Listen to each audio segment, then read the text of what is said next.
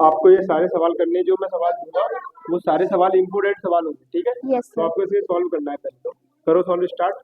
कितना टाइम लेंगे आप, और जो समझा सके आप तो पूरी दम लगाओ समझाने में। क्या आप कैसे समझाएंगे किसी और को? Yes sir. समझाओ। इसे 3 से विभाजित करेंगे।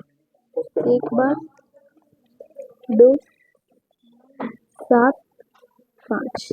इसे फिर 3 से विभाजित करेंगे। 4, 2, 5। अब इसे 5 से विभाजित करेंगे। 8, 5। फिर से इसे 5 से विभाजित करेंगे। 7। अब इसे 17 से विभाजित करेंगे क्योंकि 17 एक अभाज्य संख्या है। इसके गुणनफल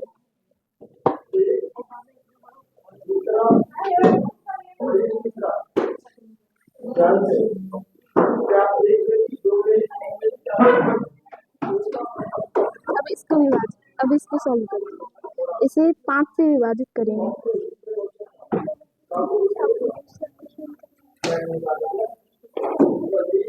इसे 7 से विभाजित करेंगे।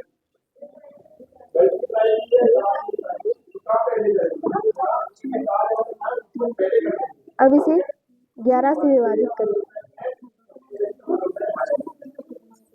अब इसे 13 से विभाजित करेंगे।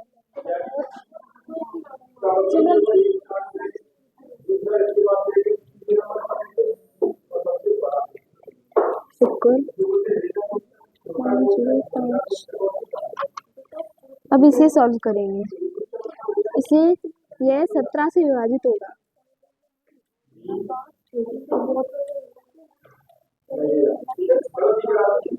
अब यह 19 से विभाजित होगा। अब इसको 23 से विभाजित करेंगे।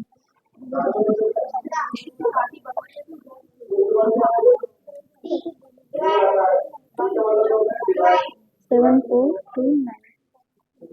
ये सॉल्व हो चुके हैं। बहुत बढ़िया। सिद्ध कीजिए कि √2 एक अपरिमेय संख्या है। अब ये दीदी ये क्वेश्चन सॉल्व करेंगे। अरे इसके 3 सूत्र हैं।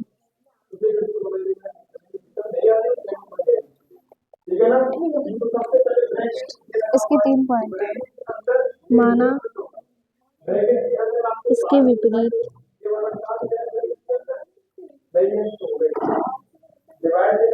√2 एक परिमेय संख्या है।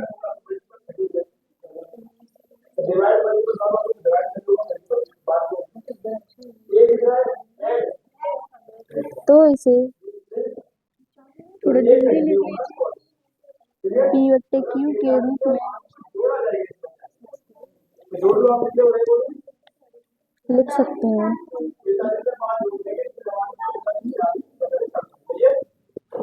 जहाँ Q = 0 ना हो। नंबर 2, इसलिए P/Q = √2। नंबर 3, यदि P तथा Q दीदी टेबल मत लाओ, उसमें अक्षर भी हल रहे हैं। यदि P तथा Q को उभयनिष्ठ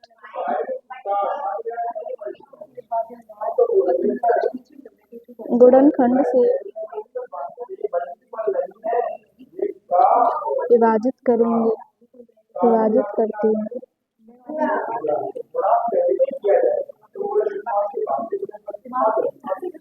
तो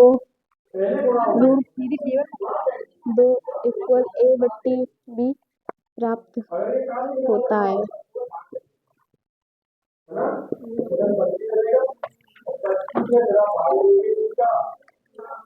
जहाँ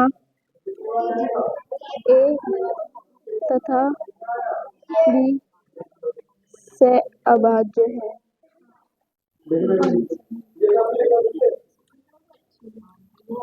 अब इसे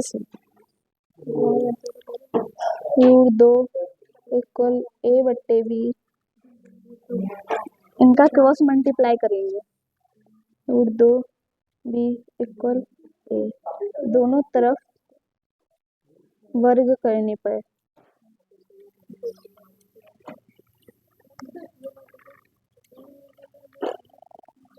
स्क्वायर इक्वल ए स्क्वायर। यह समीकरण 1 है।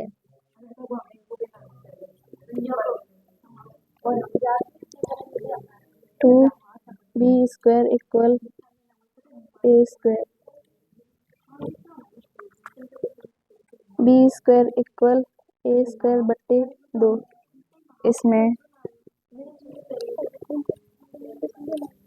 ए टू ए स्क्वायर को विभाजित करेगा तो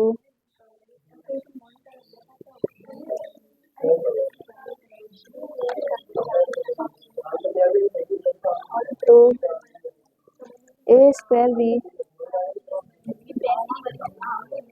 2 को विभाजित करेगा।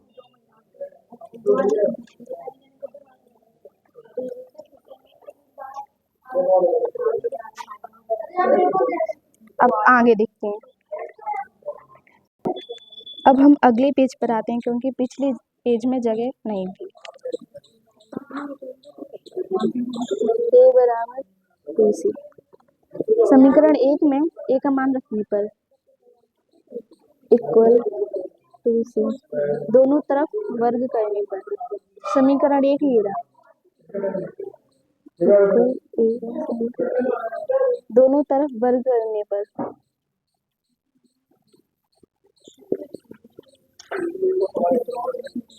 तो 2c square, 2b square equal 4c square. 2 से 4 विभाजित करेंगे तो 2 आएगा। b square equal 2c square, b square बट्टे 2 इक्वल c स्क्वायर। इसमें 2 b स्क्वायर को विभाजित कर रहा है तो b स्क्वायर भी 2 को विभाजित करेगा।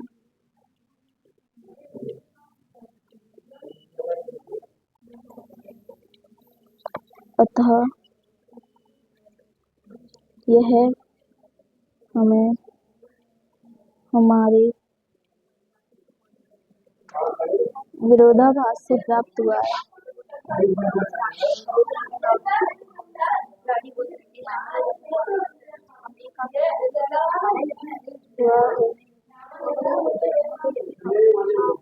क्योंकि यह एक अपरिमेय संख्या है।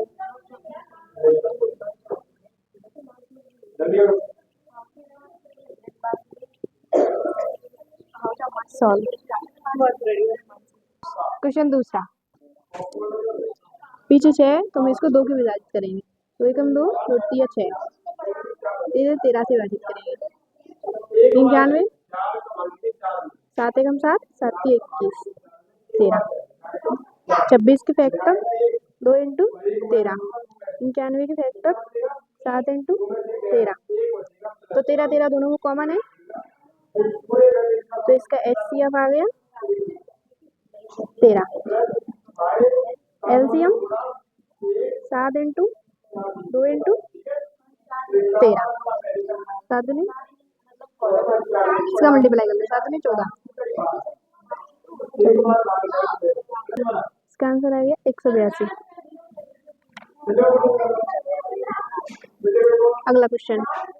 2 चिंग 12, 2 तिया 6, 3 एकम 3, 5 पे 15, 5 एकम 5, 3, 3 7 21, 7। 12 के फैक्टर 2 इंटू 3, 15 के फैक्टर 3 इंटू 5, किसके फैक्टर 3 इंटू 7। तो इसमें दोनों में तीनों में 3 3 कॉमन आ रहा है, ये 3 ये 3 ये 3, तो HCF इसका आ गया 3। LCM HCF 3 इंटू 12 का फैक्टर 2 इंटू 2 15 का 5, 21 का 7, इसका है 420। अरे तो सर गुणा तो करना पड़ेगा। Into HCF is equal to N1 into N2।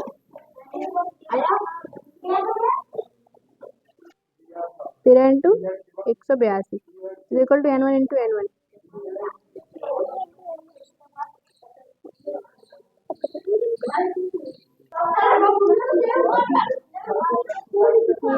Is equal to, अब इसकी जांच हमें करनी है। हमें सिर्फ करना है कि 3 + 2 रूट 5 एक अपरिमेय संख्या है या नहीं। तो हम इसके विपरीत मान लेते हैं कि ये एक परिमेय संख्या है।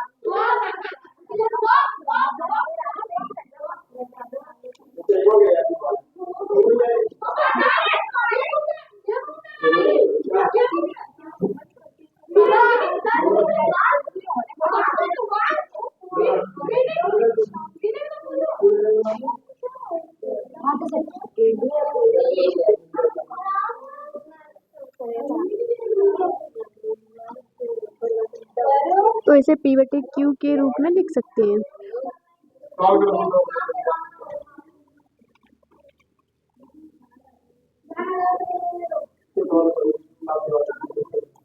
जहाँ Q बराबर 0 नहीं होता है।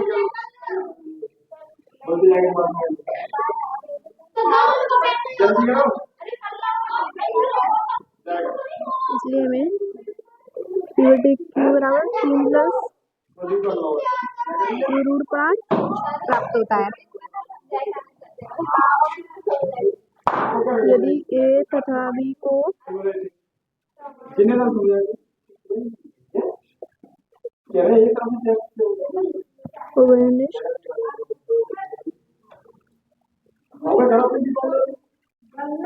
गुणनखंड से विभाजित करके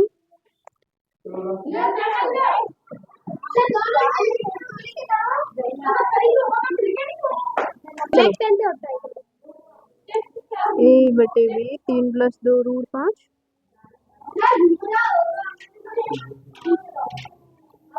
हो सकता है। यहाँ A तथा B से अभाज्य संख्याएं हैं।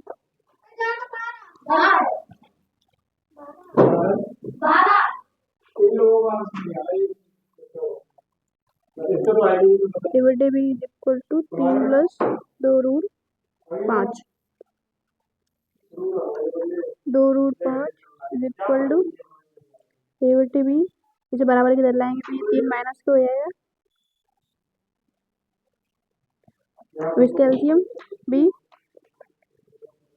3B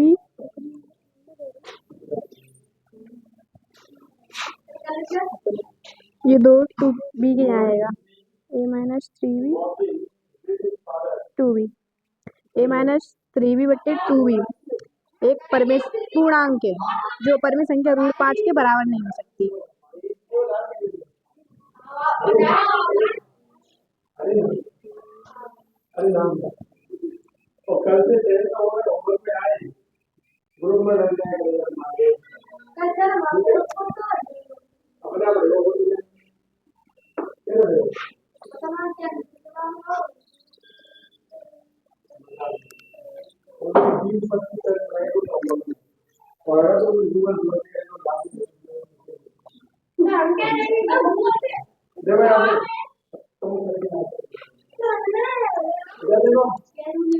अतः ये हमारे विरोधाभास से प्राप्त होता है।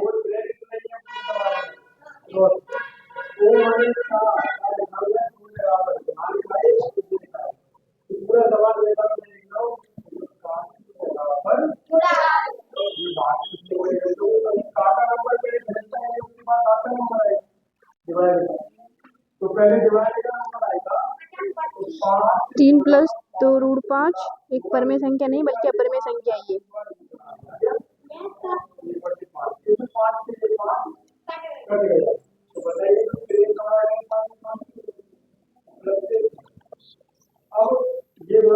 सॉल्व divide ये क्वेश्चन सही है। आप इसका स्क्रीनशॉट ले सकते हैं। प्रश्नावली 2.2 का अगला सवाल करिए।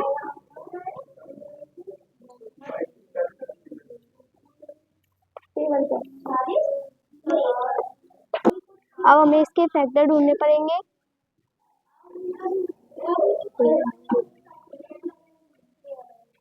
दीदी बोल बोल के दौड़ी। क्वेश्चन दूसरा ले लिया मैंने। करिए। अब इसके फैक्टर है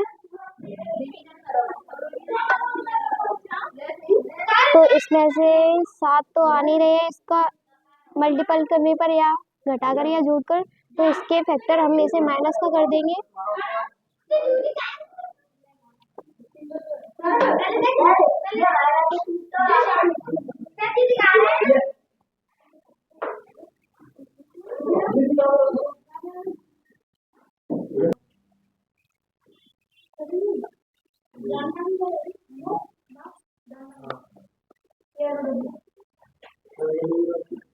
दीदी मुंह से बोलिए।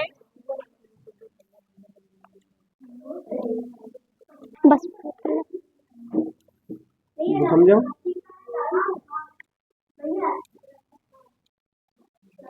समझाओ ना। ये हमने कॉमन ले लिए।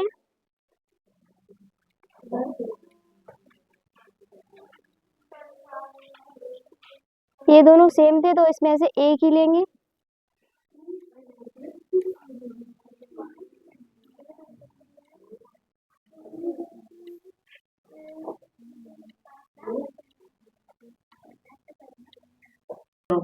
जांच करो इसकी।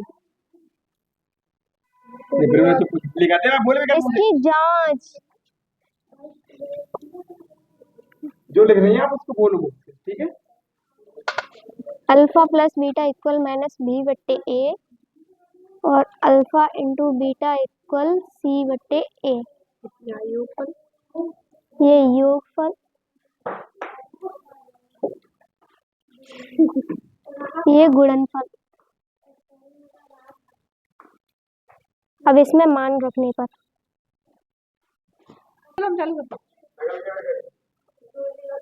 अल्फा का मान बंद कर, अल्फा का मान ए रहा, बीटा का मान ए रहा, प्लस माइनस 1/3 इक्वल माइनस का बी का मान ये रहा, ये 7। कर रहे हैं। एक पहले से इसमें माइनस है और एक और माइनस, तो ये प्लस हो जाएगा और ए का मान 6।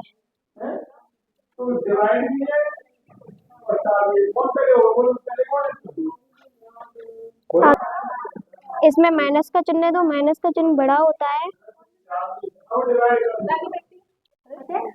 माइनस ये माइनस पहले से एक माइनस ये तो प्लस का हो जाएगा।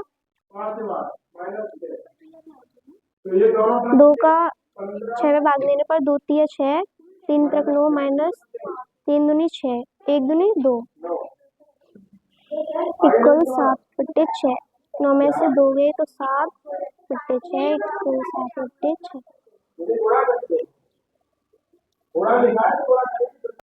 अब गुणनफल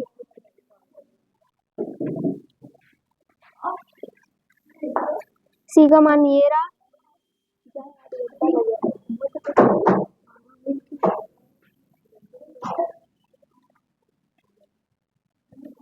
सी का मान ये रहा 3, ए का मान 6, ये माइनस का है।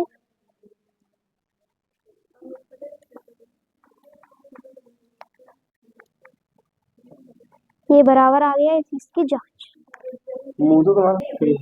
अब इसे अगला सॉल्व करते हैं।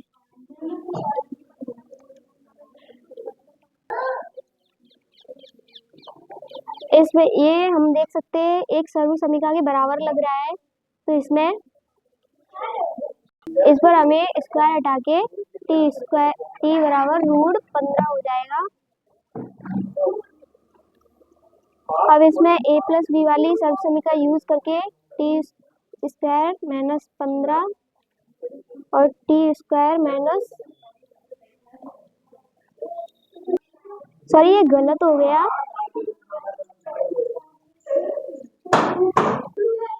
टी इक्वल प्लस के रूट 15 टी बराबर माइनस के रूट 15। अब इसकी जांच, हाँ कीजिए।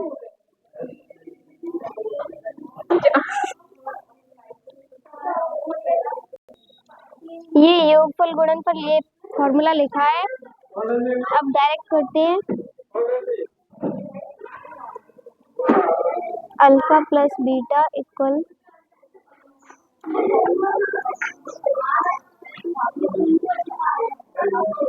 Alpha into beta equal C बटे ए। अब इसमें मान रखने पर अल्फा प्लस अल्फा का मान ये रहा, बीटा का मान ये रहा। अल्फा का मान रूट 15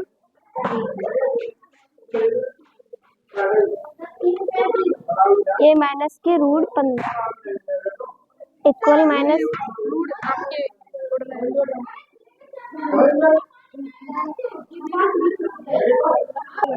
ये बी का मान है नहीं तो इसे 0 है, रूट 15 माइनस रूट 15 0 इक्वल 0।